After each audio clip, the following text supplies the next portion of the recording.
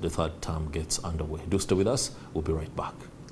This morning at NTV, Stephen Imbidom Fefesu Echibuga. I'm coming to you from Chinawataka. This is on the suburbs of Kampala, and specifically this is in Nakawa division. A tragedy befell the people of this area because the school that is Sideview Education Center here in Chinawataka was gutted by fire Saturday night towards midnight there, between 9 a.m. to midnight. Residents around this place were battling to cool and put off the fire, but it took some time before the Uganda Police Fire and Rescue Services Division was able to be here and help them put off the fire using the trucks that we are able to bring in some water. But you can see that a lot of property was destroyed here because this school had many of the structures wooden, and at least the classrooms that were of wooden material, the structures that were erected here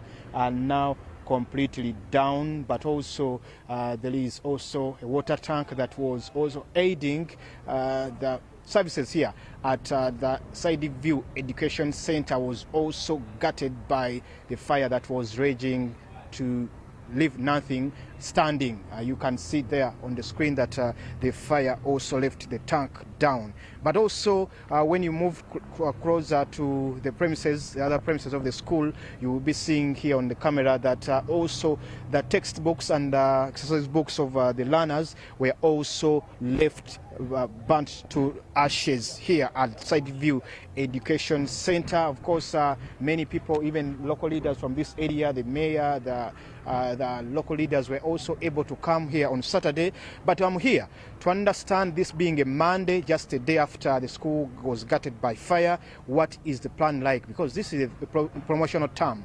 How are the learners here managing? How are the teachers, the authorities here? How are they handling this situation? I know that this is the second school in just one week after the resumption of third term for this education sector to be having this inferno. Of course, on Tuesday, I was at Chibuli just a few hours after that Kakungulu Memorial School, that a school that was named after Prince Badru Kakungulu, was also gutted by fire on the day the school opened, and that classroom, that dormitory for Senior 3 was also left to ashes at Kakungulu Memorial School. But here there is a gentleman here who's also trying to collect some stuff to clear a way for the reconstruction of classrooms here, which were left gutted by fire. But also the fire also was able to stretch beyond that iron sheet.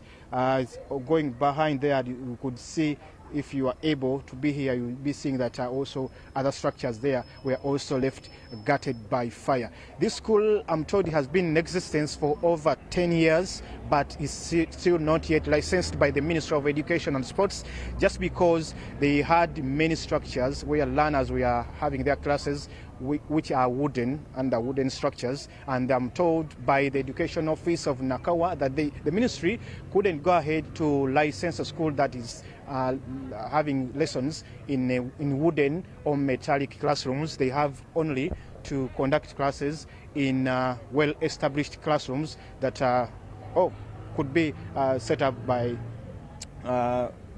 from bricks. And I'm going to be taking you to a classroom where you could see that this other side, at least classes are resuming from this, at least this block, which was not gutted by fire. But also on my left-hand side, this was also another structure, but that was gutted by fire, but it was also left down. But I can see now they're putting up a temporary structure. I'm going to be understanding what exactly they are trying to do here. Will it be a kitchen?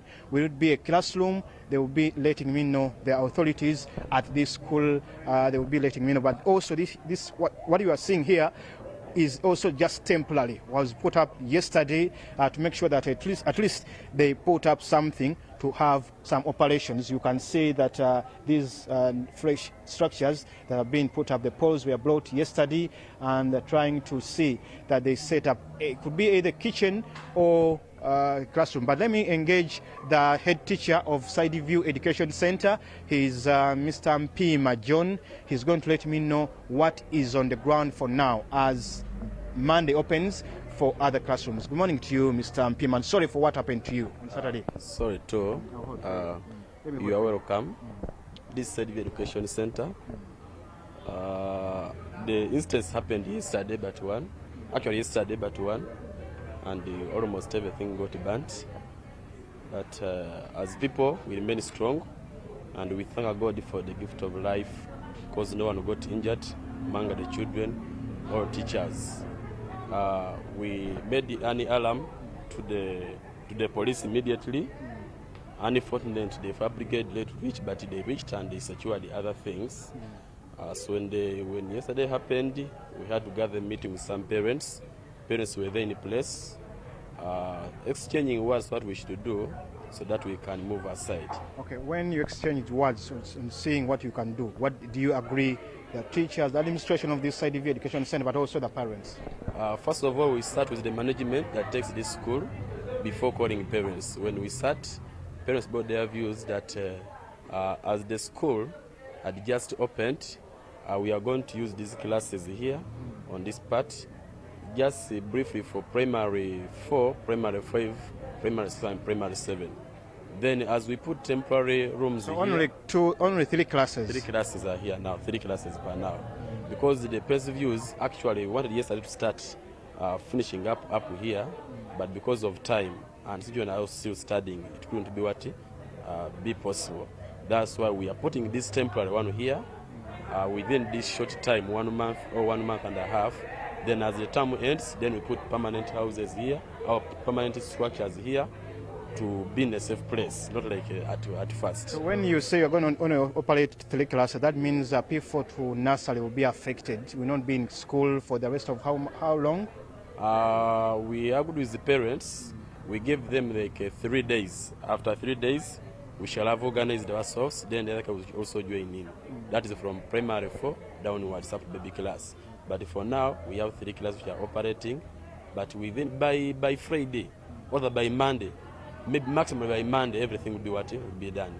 And actually, other than we'll be bringing children here, sending them back at home.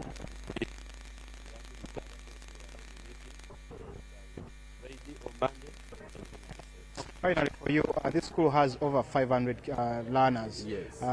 Almost around over 100 are here. Yes. And for the food, what will be done for their feeding? Because I cannot see anything like a smoke around the kitchen here, because the kitchen was also burnt. What is going to be done for feeding them?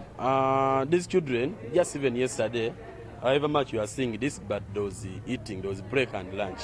So they are going to have food. Food is already bought. Even though the fruit was in the store was burnt, everything we had shopped, we had shopped posho, we had shopped beans, but they all got burnt. Is there any help we need? There is the help we need. Maybe before I say for any help, I want to thank the parents of Sideview. Indeed, they have done great work. We have been with them here since yesterday. They have been here, giving support whatever they can. Those who bring money, those who bring anything, I thank them.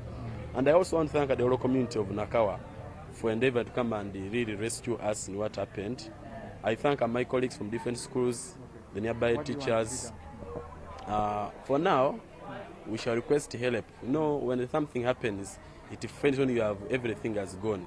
Because when there was something that was also taken, actually was also burnt by fire. So we just send our request to the government. Please, we request for support from the office of the Prime Minister. Please